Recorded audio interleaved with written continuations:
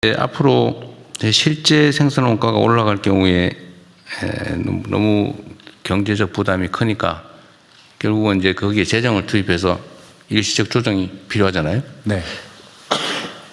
그럴 때 그 방식 중에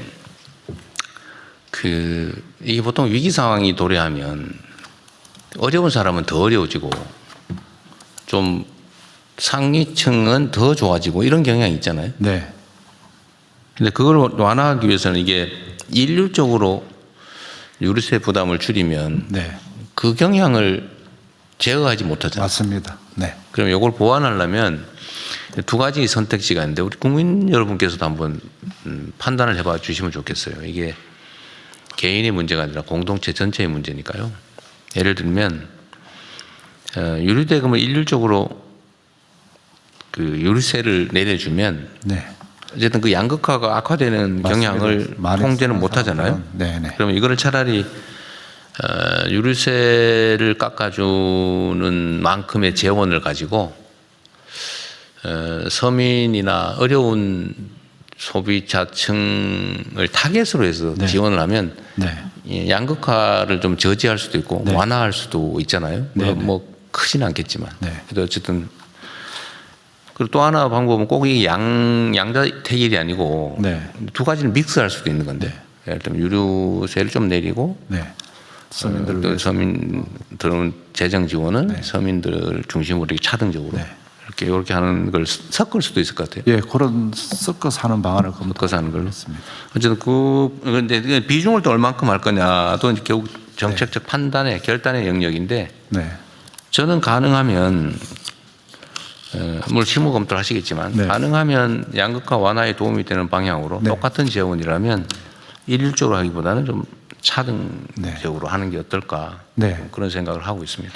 지금 대통령님, 지금 유류세 같은 경우는 저희들은 휘발유는 7% 이제 인하를 해주고 있습니다. 최고 한도가 37%까지 해줄 수 있습니다. 네. 그래서 30% 룸이 있습니다. 그래서 유류세 인하를 그 중에서 한 10%를 더 해준다든지 또 그렇지 않으면 또 직접 지원을 좀 늘린다 이런 부분 조합을 해서 양극화도 해소하고 특히 이 과정에서 어려움을 겪고 있는 국민들의 혜택이 좀 더 갈 수 있도록 설계를 하도록 하겠습니다. 네, 뭐 양극화 해소되지는 않겠지만 어쨌든 조금이라도 완화하는 방향으로 원래 유류세를 징수하면 이제 그게 일반 재정 재원이 돼가지고 네. 이제 그걸로 이제 정부 재정 집행을 하잖아요. 네. 재정 집행의 가장 큰 원칙은 부의 2차 분배. 네.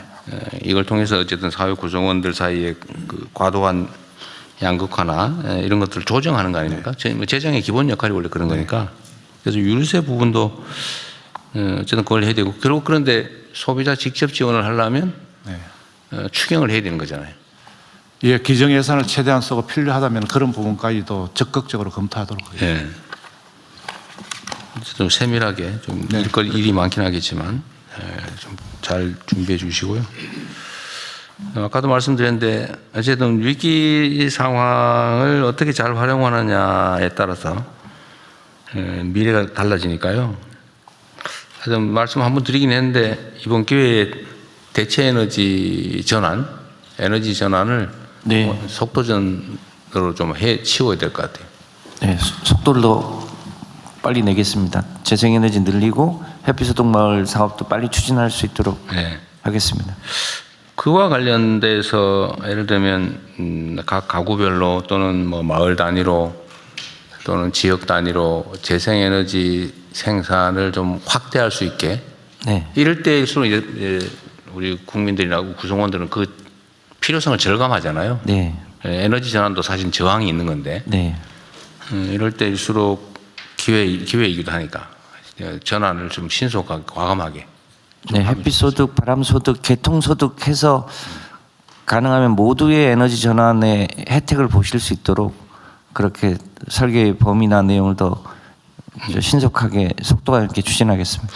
지금 현재 예산 편성이나 이런 것들을 좀 추가하거나 변경할 필요는 없어요? 그런 측면에서? 햇빛 에너지 관련한 부분도 있고요. 전기차 전환도 굉장히 빠르게 전환되고 있어서 전기차 예산이 좀 조기에 소진될 가능성이 있습니다. 근데 문제는 전기를 뭘로 생산하느냐. 결국 수입한 화석연료로 생산하느냐 아니면 우리 자체적으로 존재하는 바람이나 뭐 햇빛 같은 걸로 재생에너지로 생산하느냐 이건데 전기차 전환도 중요한데 더 근본적으로 전기를 뭘로 생산할 거냐. 재생을 주력으로 하고 원전을 보조로 하고 예. 해서 근데 탈탄소를 해야 됩니다. 예. 근데 이게 그건 장기적인 측면이 있는데 단기적으로라도 속도를 좀 내야 된다. 과감하게. 그렇게 하겠습니다. 그 얘기입니다. 예. 필요하면 뭐 이번에 어차피 조기에 추경을 해야 될 상황인 것 같으니까 네. 지금 재정 지원이나 소상공인 지원이나 뭐 한계 기업들 지원인 뭐 등등 할래도 좀 추가의 재정이 필요하겠죠. 예, 기존에 있는 예산 가지고는 아마 좀 부족할 걸로 예상이 됩니다. 지금 추경 재원도 지금 작년에 우리가 올해 예산을 편성하면서 했던 것보다 예상보다 세수는 많이 늘어날 걸로 예측이 되고 있다. 예, 최근에 그 반도체 업황이 좋아지고 있고요. 또 주식 시장의 활성화에 따른 또 재원도 있고 거래세도 좀 늘고. 예, 거래세도 늘고 해서 아마 저희들이 대통령 방침을 받아서 적정한 규모로는 네. 뭐 국채 발행 없이 할 수 있을 것 같아요. 네, 생각 이상으로 좀 세원 경제 회복이 좀 속도가 사실 빠른 거죠. 예. 어쨌든 그러면 좋겠고요. 또 하나는 지금 이제 주식시장이 매우 불안정한데 지금 우리 주식시장이 다른 어느 나라보다도 사실은 많이 올라서 뭐 제 예측보다도 더 빠르게 올랐는데 아직도 사실 우리가 제도 개선해야 될 부분이 많잖아요. 그 중에 주식시장 투명화, 투명성 강화, 네. 공정성 강화, 그 다음에 경영 지배권 남용의 여지를 최소화하는 거. 이 부분은 제도 개선이 이번 기회에 좀 더 속도를 내면 좋겠어요. 전에 한 번도 말씀드렸는데 예를 들면 뭐, 좀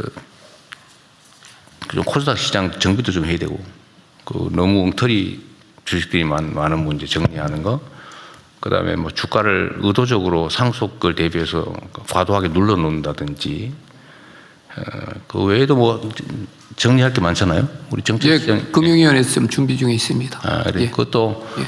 어쨌든 이런 것도 저항이 있지 않습니까? 우리가 뭐 상법 개정을 너무 당연해. 지금 생각하면 너무 당연한 건데. 그리고 그 상법 개정을 통해서 주가가 정상화되면서 사실은 기업들도 실질적인 혜택을 많이 누리게 됐잖아요. 예. 근데 그전에는 무슨 상법 개정하면 회사 망할 것처럼 그렇게 막 저항하고 뭐 필보하고 생 난리가 나긴 했는데 그럼에도 불구하고 하고 나니까 잘했다 이런 생각이 들지 않습니까? 모두가 혜택을 보는 국민연금까지도 아주 뭐 재원이 좀 풍부해져서 고갈 시기까지 뭐 한참 늦춰지는 이런 이익이 있는데 지금도 또 새로운 제도 개선을 하려면 여전히 또 뭐 저항하는 또 반발이 많지 않습니까?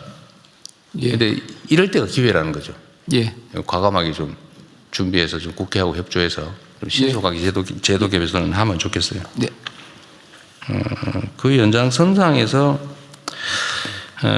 지금 물론 뭐 시간이 좀 짧아서 그러긴 한데 우리 정부 부처들은 정말 신속하게 잘 움직이고 있어요. 너무 잘하고 계신데요.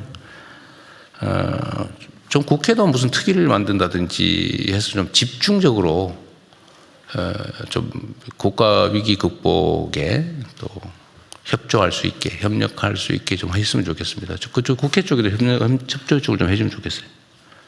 뭐 예, 총리께서 국회도 그 민생경제추진단이 이제 여당에서는 그 구성돼 있고요. 옛날에 있던 이제 거? 여당에서. 예, 그런데 그 야당까지 할 수 있는지 그 여당에는 지금 민생경제추진단이 최근에 구성이 됐습니다. 예. 그 야당까지 같이 해서 할 수 있는 거는 좀 가능하면 그러면 좋겠고. 상의하겠습니다. 어쨌든 국가적 위기 극복은 사실 뭐 정치적 이해 문제는 좀 벗어난 거 아니겠습니까? 행정통합 때 그랬듯이 이 문제도 저희가 요청을 여야를 넘어서 하겠습니다. 네, 좀 해주시고.